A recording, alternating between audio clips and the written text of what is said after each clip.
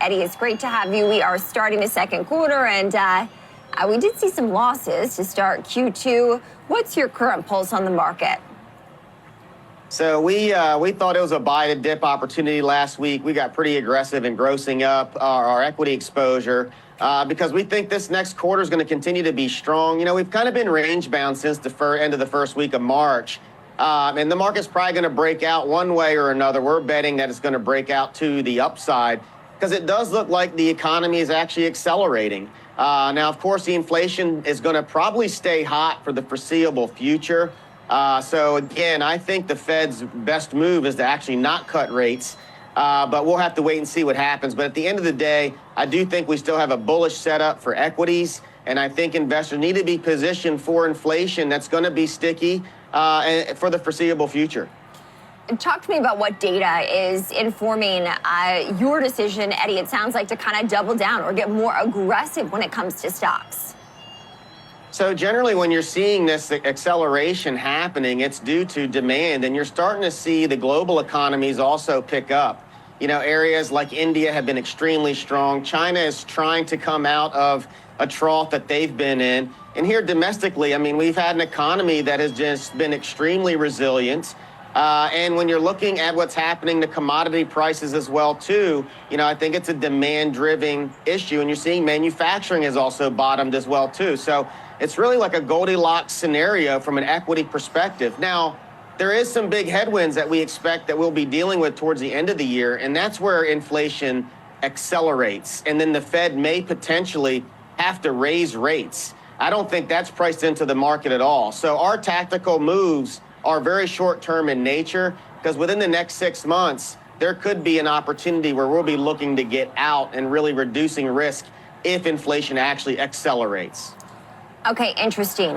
So I would like to get your sense, Eddie, as to what are attractive buys for you in the market right now.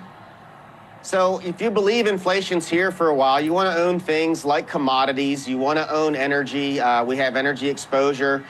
We actually also have some small caps and mid caps. We believe the rally is going to broaden out, and the areas that haven't participated during the snapback last year should lead. So small caps we're in mid caps.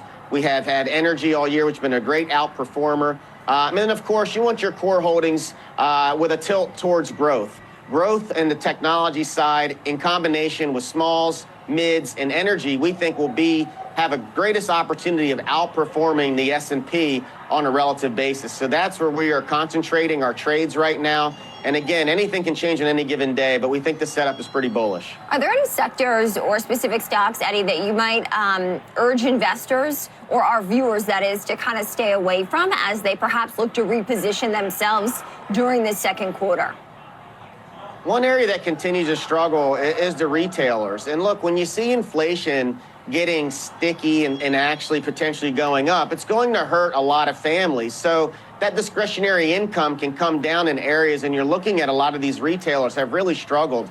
So I would stay away from the retailers, the consumer staples as well, too. We don't have any exposure, or very little exposure, I should say, because every client's portfolio is different, to staples, as well as anything interest rate sensitive. The real estate investment trusts have had some struggles here because rates are going to stay higher for longer. And you can see that in the way the 10-year Treasury and the 30-year Treasury has been acting. So interest rate sensitivity, you need to be cautious of. And this is why, again, tilting towards growth and commodities and energy and things that should do well when inflation is high or potentially going to get higher. I'd like to get more of your take about rates, because last week we definitely saw some trepidation in the market, not because of how companies were performing per se, but because of what Fed officials had to say about the path forward for borrowing costs or interest rates. Do you think that the Fed delivers on its previous forecast of 3 rate cuts this year? I do not. If they do, that'll be a very big policy mistake, in my opinion. And the reason why is they're trying to get inflation down to 2%. Inflation is a real problem. If you cut rates, that's actually extremely inflationary. So by cutting rates, you're basically saying that you're okay with inflation getting worse. And the biggest nightmare that we would have is if the Fed cuts rates too early and causes inflation to really get hot, and then they have to raise rates. This is why we firmly believe the best course of action is to actually do nothing. Things are fine right now with rates where they are. So why would you want to do something that's counterintuitive to what you're saying your policy mandate is? Now, my guess is they'll probably still cut, regardless of what my opinion is this summer. I don't see any way for us to get 3 cuts. I think the most we should see is 1. Interesting. So how would you anticipate that the stock market would react to that? So I think initially when you get the rate cut, you're going to see the market really accelerate. But that's going to be when we're closer to the end of the bull run from a short-term trade perspective.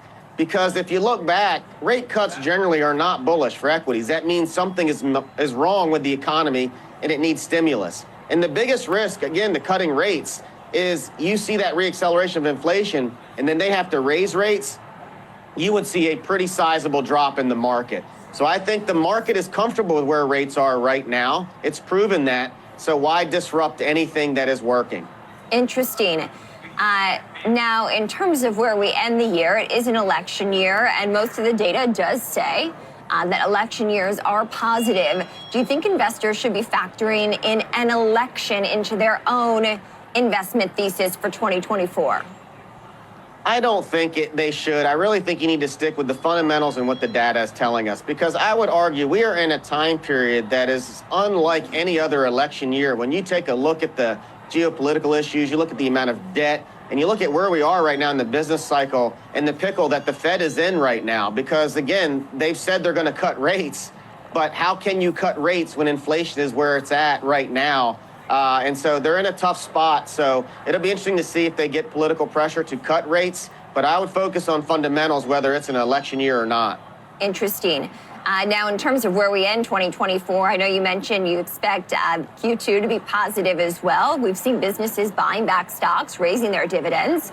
That certainly is some sign of confidence from corporate America. But perhaps we do see some trepidation in the second half as it relates to persistent inflation and perhaps fewer rate cuts than expected. Can the major indexes still end 2024 on a positive note? They can end on a positive note as long as the Fed does not get too reckless in rate cuts. We are going to look at rate cuts as more of a bearish signal for the next 3 to 4 months out from that first cut.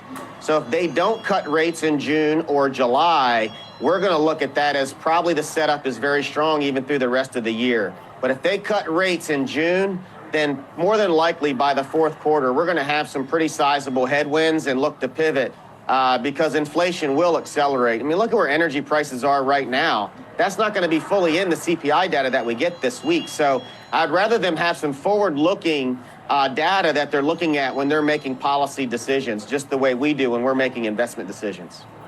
How would you grade Fed Chair Jerome Powell? It's tough, right, considering that he called inflation transitory in, what was that, September of 2021? And then by a new year, 4 months later in 2022, the Fed embarked on its most aggressive rate-rising policy in decades.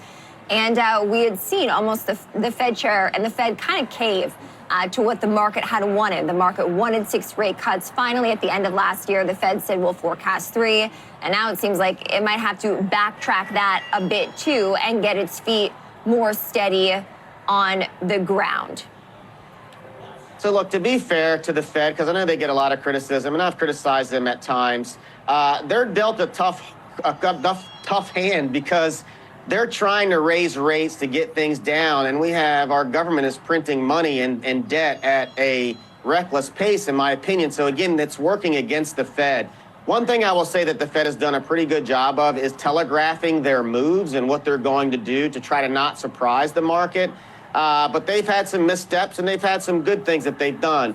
In order for us to get them a final grade, we have to see where they go towards this last part of the cycle, because I think this last mile of inflation is going to be the toughest. And if they're truly going to stick to their word that they're data dependent, then they're not going to cut rates. But if they cut rates early, we're going to see more than likely a resurgence of what we saw in the 70s, where they made the same policy mistake, and then they had to raise rates, and that was very, very detrimental to the market. So if they do that and inflation reaccelerates, then I will give them an F for doing that. Eddie Ghabour, co-founder and CEO of Key Advisors Wealth Management. Eddie, we appreciate it.